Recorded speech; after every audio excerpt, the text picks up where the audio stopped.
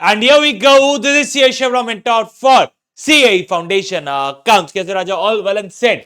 So finally ये हमारे सामने अकाउंटिंग ऑफ इनकम्प्लीट रिकॉर्ड. अगर मैं इस चैप्टर की बात करूं, ये चैप्टर का इतिहास ऐसा है कि ये चैप्टर जून 2024 में पहले बार आपके सिलेबस में लाया गया था, सीए फाउंडेशन के सिलेबस में लाया गया था. तो इस पे दोनों अटेम्प्ट में एक एक सवाल पूछा गया है, एक बार 8 मार्क के लिए, एक बार 4 मार्क के लिए. तो चलो राजा, पहले हम जून 2024 का सवाल शुरू करते हैं.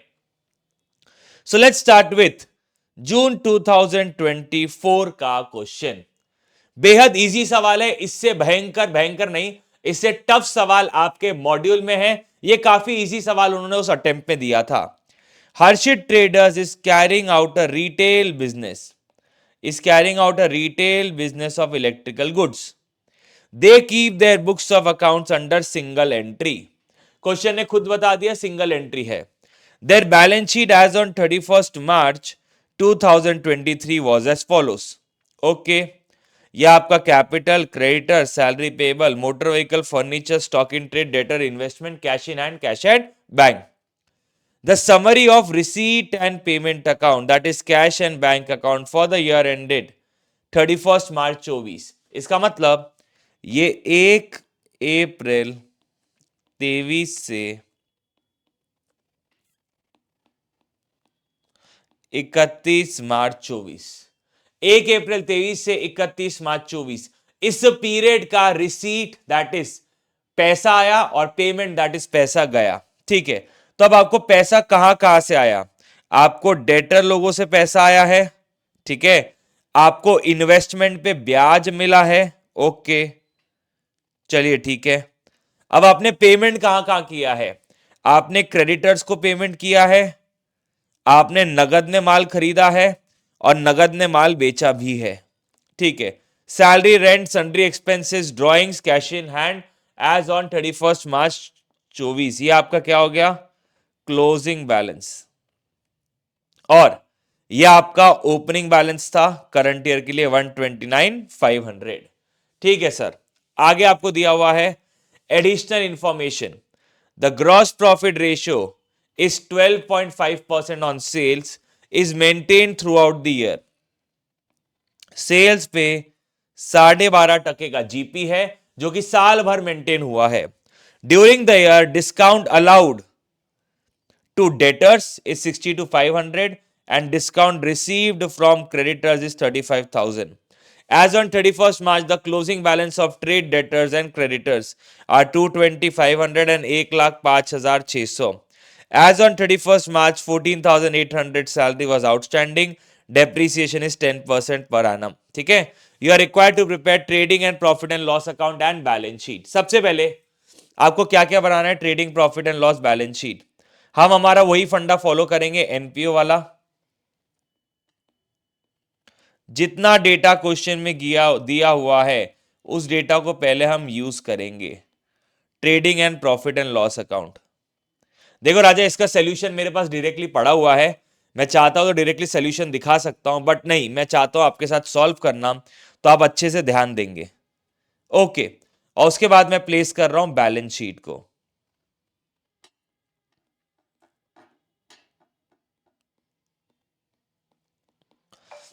Okay sir. चलिए.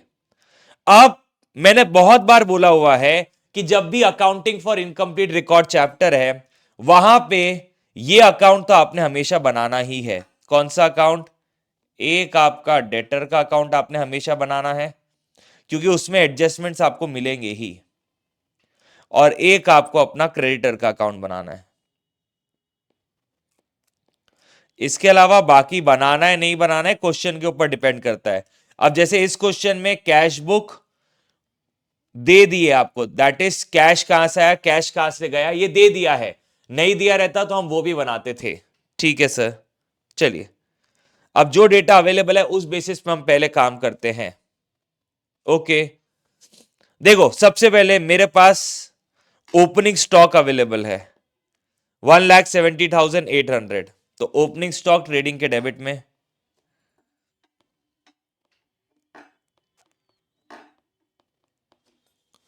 टू ओपनिंग स्टॉक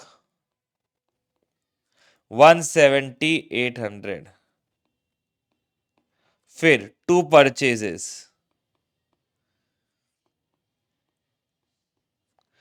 एक आपका कैश में परचेज है और एक आप उधार में परचेज कर रहे हो। फिर बाय सेल्स, हमने पढ़ा है हमारे पास कैश सेल भी है और डेटर क्रेडिटर का इंफॉर्मेशन भी है, तो हमने क्रेडिट में भी माल बेचा होगा। ठीक है, अच्छा, क्या डेटर का ओपनिंग है आपके पास? हाँ सर, डेटर का ओपनिंग है 145,400। डेटर का opening to balance brought down 145,400। Okay, opening figure opening balance sheet से उठा लिया। अब आपको डेटर का क्लोजिंग भी दिया हुआ है। डेटर का क्लोजिंग कितना है? 2,20,500। जो क्लोजिंग बैलेंस है उससे आप लिख दोगे डेटर अकाउंट में बाय बैलेंस कैरीड डाउन 2,20,500। और क्लोजिंग बैलेंस बैलेंस शीट में भी जाते हैं। ओपनिंग बैलेंस शीट से क्लोजिंग बैलेंस शीट में लिख देंगे 220,500। Same goes with creditor. Creditor का ओपनिंग बैलेंस क्या है? क्रेडिटर का ओपनिंग बैलेंस है 75,200। तो क्रेडिटर एक लाइबिलिटी है, ओपनिंग ऑन द क्रेडिट।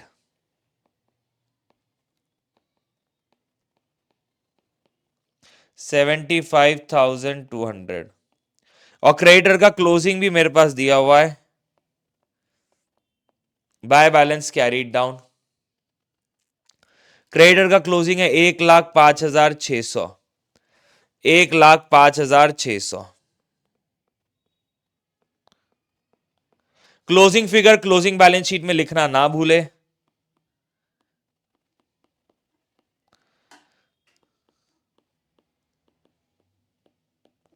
$1,05,600।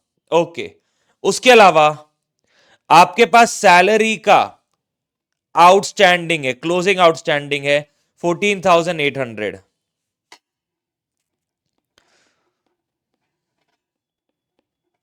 आप चाहो तो उसका एक अकाउंट भी बना सकते हो सैलरी का। आप चाहो तो सैलरी का अकाउंट बना दो। ठीक है सर, बना ही देते हैं। रुक जाओ बेटा, बना लेंगे उसको। ये हो गया, ये हो गया। Discount allowed and discount received. भाई साहब, आपको डिस्काउंट किससे मिला? आपको क्रेडिटर से डिस्काउंट मिला, वो आपके लिए कमाई है? बिल्कुल सर, हमें क्रेडिटर से डिस्काउंट मिला है।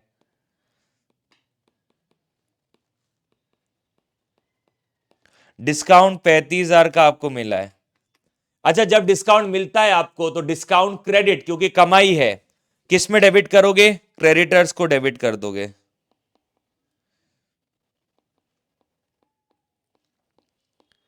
डिस्काउंट मिला वो कमाई है, और डेबिट किसको कर दोगे? क्रेडिटर्स को डेबिट करोगे।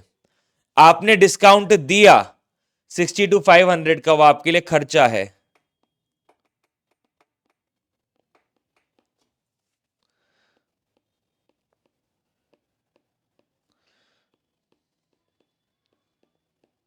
ओके, अब ये जो खर्चा है, discount debit, discount allowed debit किसको दिया? डेटर्स को दिया, तो डेटर्स क्रेडिट।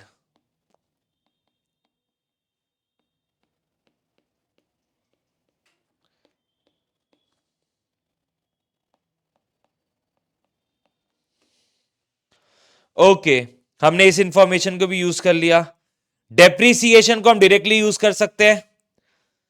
देखो भाई साहब, मोटर व्हीकल और फर्नीचर 1,10,000 73,500। मोटर व्हीकल फर्नीचर दोनों पे 10% है। ठीक है, 1,10,000 का 10% 11,000 होता है। तो मोटर व्हीकल आफ्टर डेप्रीसिएशन वाली वैल्यू कितनी है? 99,000। 11,000 का डेप्रीसिएशन है।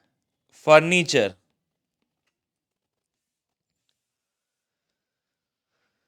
फर्नीचर 73,500। ड्यूरिंग देयर हमने फर्नीचर खरीदा नहीं, ये हमने पहले ही चेक कर लिया रिसीट एंड पेमेंट अकाउंट में।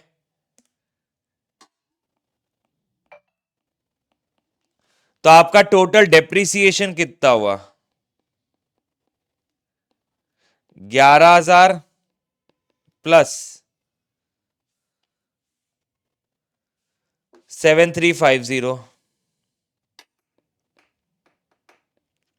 ये हो गया आपका 18,350। ठीक है सर, डन। आगे डेप्रिसिएशन का इफेक्ट हमने दे दिया, अब बचता है लास्ट जीपी। ओके सर, अब जो डेटा अवेलेबल है उसको उठा ले रिसीट एंड पेमेंट से। Cash cell 10,22,400, 10,22,400। क्रेडिट सेल, हम क्रेडिट सेल किसको करते हैं? डेटर लोगों को करते हैं, और डेटर लोगों से क्रेडिट सेल करके बाद में हमें पैसा मिलता है। तो cash debit, bank debit, debtor credit 85,52,000। Cash debit या bank debit, debtor credit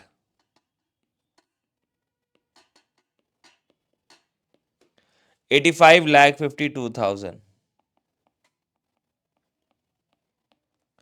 okay, आगे इंटरेस्ट ऑन इन्वेस्टमेंट। इन्वेस्टमेंट आपका है 60,000 का, 60,000 पे 6% होता है 3600, उतना आपको मिल गया है। तो ये आपका बाय इंटरेस्ट ऑन इन्वेस्टमेंट, इसमें कुछ भी रिसीवेबल नहीं है, ये पूरा का पूरा आपके लिए क्या बन गया? कमाई। हालांकि हमने हमारे क्लासेस में इससे बेहतरीन सवाल किए हुए हैं, ये क्या, ये तुच्छ सवाल है, मतलब सवाल में को दम नहीं लगा मेरे को। ओके, फिर cash purchase 948,400,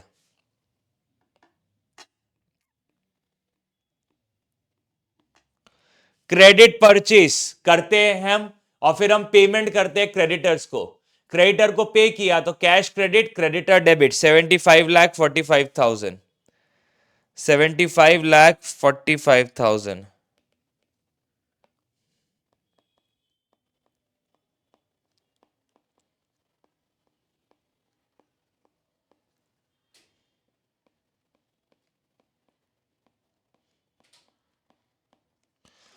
okay, let's move further.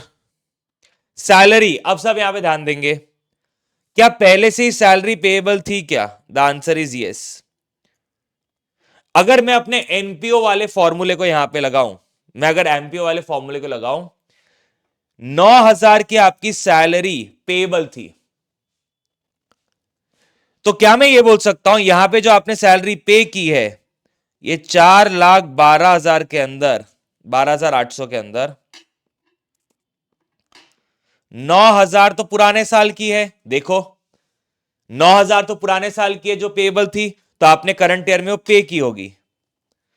तो 4,12,800 में से 9,000 पुराने साल की है, तो करंट ईयर के लिए आपने कितनी सैलरी पे किया? 4,03,800, इतनी सैलरी आपने पे किया करंट ईयर के लिए। और करंट ईयर के एंड में आपको पता चल रहा है 14,800 अभी भी पेएबल है, तो प्लस 14,800 आपका टोटल सैलरी कितना है? टू सैलरी 14,800 पेएबल है, और जितनी पे किया हमने उसमें से 4,03,800 करंट ईयर के लिए है, तो ये हो गया टोटल 4,18,600। आप चाहो तो कैलकुलेट कर सकते हो, 9,000 पुराने साल की थी जो हमने करंट ईयर में पे की होंगी, तो 4,12,800 में से 9,000 तो पुराने ईयर की है, तो करंट ईयर की 4,03,800 पे किया हमने। ठीक है, और पेमेंट करने के बाद हमें पता चला भाई 14,800 तो अभी भी पेएबल है, ये तो अभी भी पेएबल है, पे किया उसको मैंने खर्चा मान लिया, जो पेएबल है वो भी तो मेरा खर्चा है, करंट ईयर का खर्चा है, बाद में पे करूंगा। तो 4,03,800 प्लस 14,800, ये आपका हो गया 4,18,000,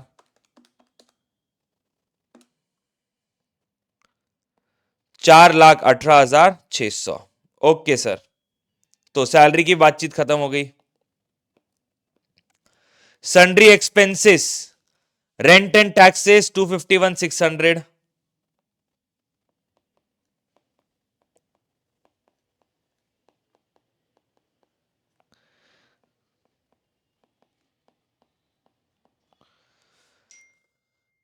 फिर सन्ड्री एक्सपेंसेस 138,400।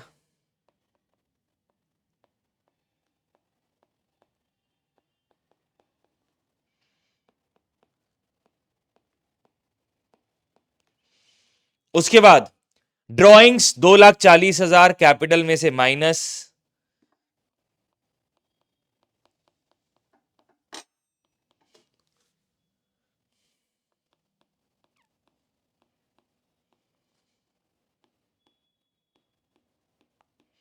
साल के शुरुआत में आपका कैपिटल कितना था दिया हुआ है, 6,05,000 शुरुआती कैपिटल था। ओके, ओपनिंग बैलेंस शीट से उठा लिया, ठीक है। कैश इन हैंड का क्लोजिंग बैलेंस 171,300, तो ये आपका क्लोजिंग है।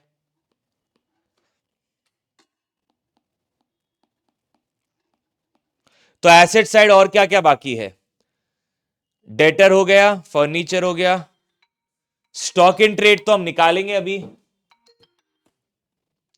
स्टॉक इन ट्रेड तो अभी हम कैलकुलेट करेंगे।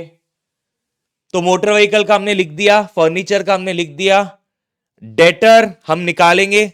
अच्छा, डेटर का बैलेंस भी हमने लिख दिया क्लोजिंग, ठीक है। कैश का भी क्लोजिंग लिख दिया हमने। इन्वेस्टमेंट, इन्वेस्टमेंट की वैल्यू में कोई चेंज नहीं है।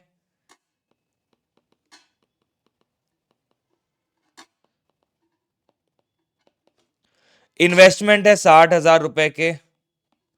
अब लास्ट आपका क्या बचता है, कैश इन हैंड लिख दिया, इन्वेस्टमेंट लिख दिया, स्टॉक। तो ये आपका लास्ट यहां पे जो एसेट बचता है लिखना वो है स्टॉक। ये हमने लिखा तो हमारा पूरा हिसाब किताब क्लियर हो जाएगा। अब सर हमारे पास क्रेडिट सेल का फिगर नहीं है, अरे इसी से निकल जाएगा राजा। ये देखो 62,500 प्लस 85,52,000 प्लस 2,20,500, ये हो गया 88,35,000 माइनस 145,400। तो बाकी का क्या हो गया, to sales, balancing figure.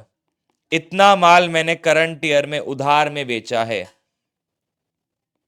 86,89,600, 86,89,600।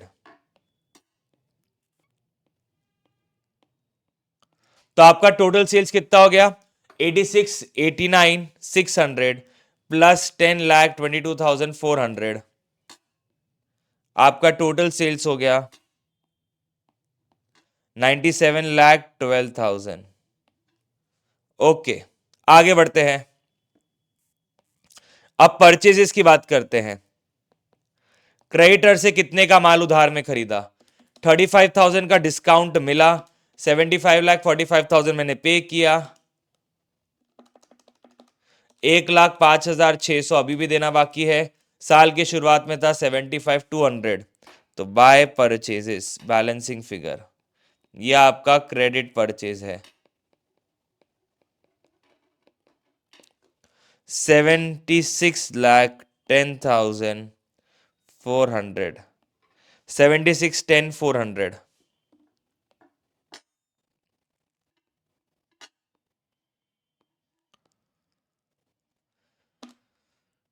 Total हो गया 9,48,400 मिला के 85,58,800। अब सर गाड़ी आके कहां पे अटकी, मेरे पास क्लोजिंग स्टॉक नहीं है, मेरे पास ग्रॉस प्रॉफिट नहीं है, बट मुझे क्वेश्चन ने ग्रॉस प्रॉफिट का परसेंटेज बता दिया है। ग्रॉस प्रॉफिट के बारे में क्या कहा है, 12.5% ऑन सेल्स, तो सेल्स का 12.5%, तो 97,12,000 का 12.5%,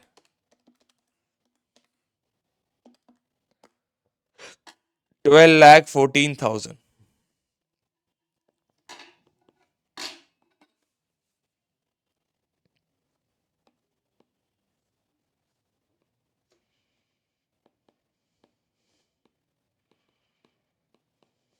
12,14,000. Okay.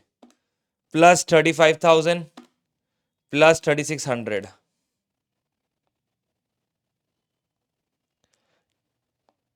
12,52,600.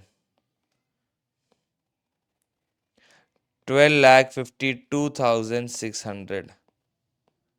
अच्छा, यहां पे तो क्लोजिंग स्टॉक रहेगी, आपको बताना, कैलकुलेट कर लेते हैं। 12,52,600 minus 62,500 minus 18,350 minus 4,18,600 minus 251,600 minus 138,400,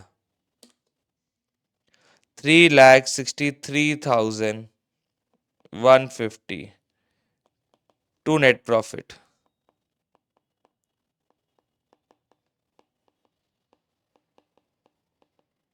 इधर आपका क्लोजिंग स्टॉक आपने निकाला ही नहीं,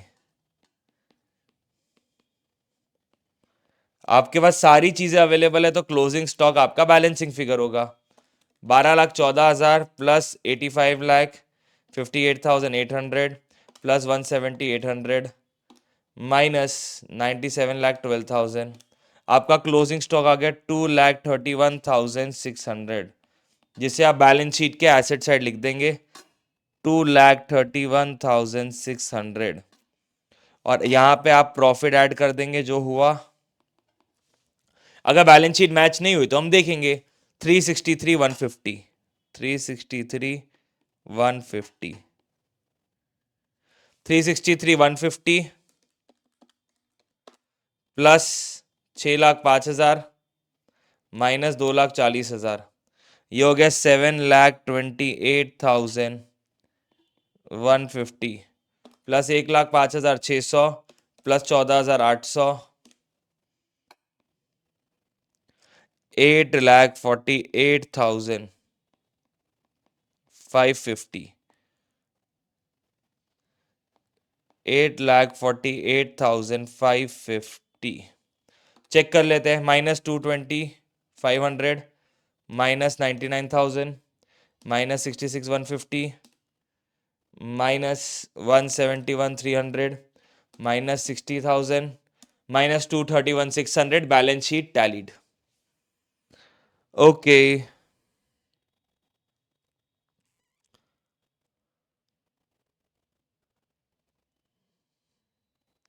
8,48,550।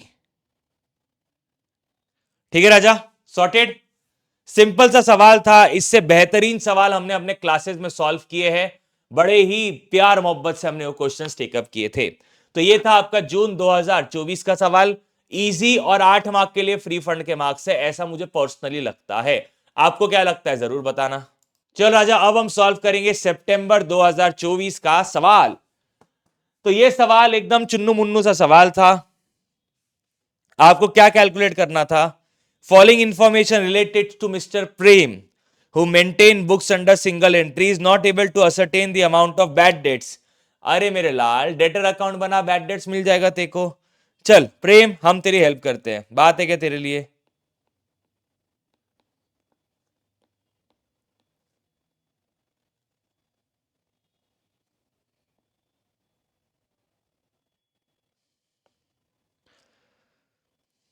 ओपनिंग 6,50,000,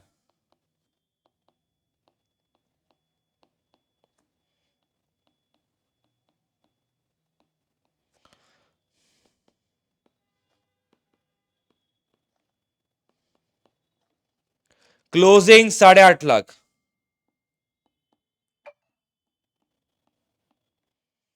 ओके, सेल, हम डेटर लोगों को उधार में माल बेचते हैं।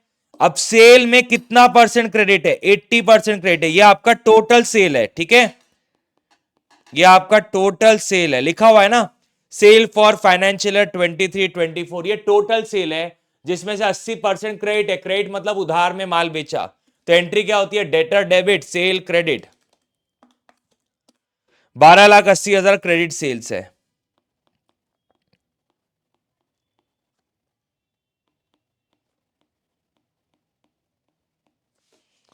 Okay done. Payment receive, debtor लोगों से पैसा मिला, ठीक है, 7.5 lakh, out of which cheques of 18,000 were dishonoured, bills of exchanges accepted by customer. अब यहां पे ध्यान दो, payment receive during the year were 7,50,000, out of which cheque amounting to 18,000 were dishonoured. Okay, तो भाई जैसे ही मुझे चेक मिला, मैंने मान लिया पैसा आ गया, पैसा आ गया, पैसा आ गया, बैंक डेबिट, डेटर क्रेडिट। तो bank debit, debtor credit by bank account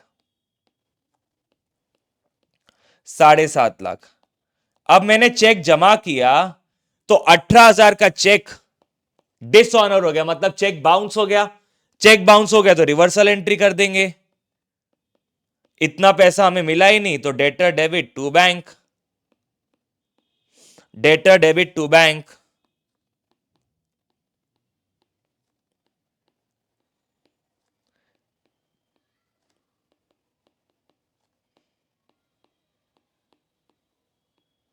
check dishonour 18,000।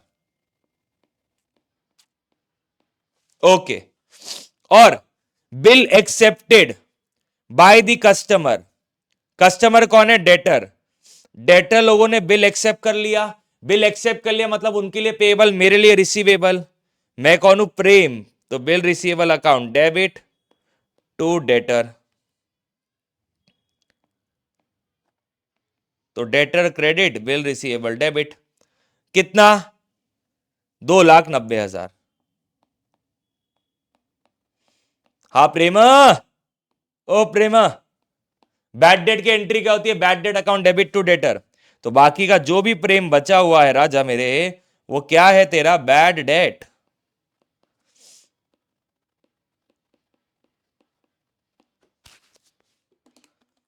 6.5 lakh, 12,80,000, 18,000 minus 7.5 lakh minus 2,90,000 minus 8,50,000। प्रेमा 58,000 के बैड डेट्स है। Recheck 6.5 lakh, 12,80,000 plus 18,000 minus 7.5 lakh minus 2,90,000 minus 8.5 lakh. तो प्रेम 58,000 के बैड डेट से राजा। ध्यान रख, क्या कर रहा है तो इतना बड़ा बैड डेट है, मजाक मस्ती चल रही है क्या जीवन में? ठीक है, सो राजा यहीं पे आपका सितंबर 2024 का सवाल खत्म होता है। ठीक है, that's all for the day guys, love you all, bye bye, take care, this is C Rishabh signing off, tada, love you all, bye bye, take care।